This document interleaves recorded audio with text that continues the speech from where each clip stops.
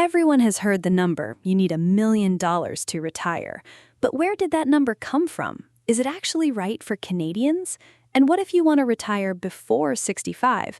Or what if $1 million sounds completely out of reach? Today, we're building a framework you can actually use to calculate your real retirement number based on your life, your spending, and what Canada's retirement system will actually provide you. Let's do the math. The most widely used retirement planning framework is called the 4% rule. Here's how it works. Historically, a diversified investment portfolio can sustain a 4% annual withdrawal indefinitely, meaning your portfolio keeps growing or stays flat even as you pull money out every year. The math holds up across almost every 30-year historical period going back to the early 1900s. To use the rule, take your expected annual retirement spending and divide it by 0.04. That gives you the portfolio size you need. If you plan to spend $50,000 per year in retirement, you need $1,250,000 in investments. If you plan to spend $40,000 per year, you need $1 million. If you can live on $30,000 per year, you only need $750,000. The number isn't fixed. It depends entirely on what you spend. And as a Canadian, your required portfolio is almost certainly lower than you think because CPP and OAS are going to cover a meaningful chunk of your expenses automatically. This is the step most retirement calculators skip, and it changes everything for Canadians. Let's say you're planning for $50,000 per year in retirement spending. Before you panic about needing $1.25 million in savings, subtract what CPP and OAS will provide. If you take CPP at 65 and receive an average payment of $900 per month, which is a reasonable estimate for someone with a decent work history, that's $10,800 per year. Add OAS at $713 per month, and you're looking at another $8,556 per year. Combined, that's roughly $19,000 in guaranteed annual government income. That means your portfolio only needs to cover $31,000 per year, not $50,000. At a 4% withdrawal rate, you now need about $775,000 instead of $1,250,000. That's nearly $500,000 less. If you delay CPP to 70, which we covered in Script 11, the numbers get even better.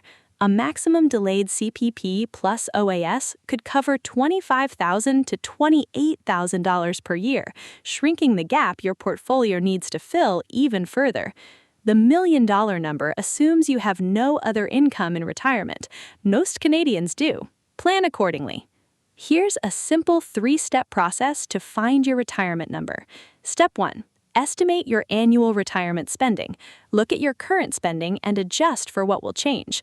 You probably won't have a mortgage or be saving for retirement anymore. You might spend more on travel or health. A rough starting point, most retirees spend 70 to 80% of their pre-retirement income. Be honest rather than optimistic. Step 2, subtract your expected government income. Log into My Service Canada account and check your personal CPP projection. Add the OAS amount for your expected age of retirement. Subtract that total from your annual spending estimate. Step 3, multiply the remaining gap by 25. That's the same as dividing by 0.04, and it gives you your target portfolio size. For example, $55,000 spending minus $20,000 in CPP and OAS leaves a $35,000 gap. Multiply by 25, and your target is $875,000. That's your number.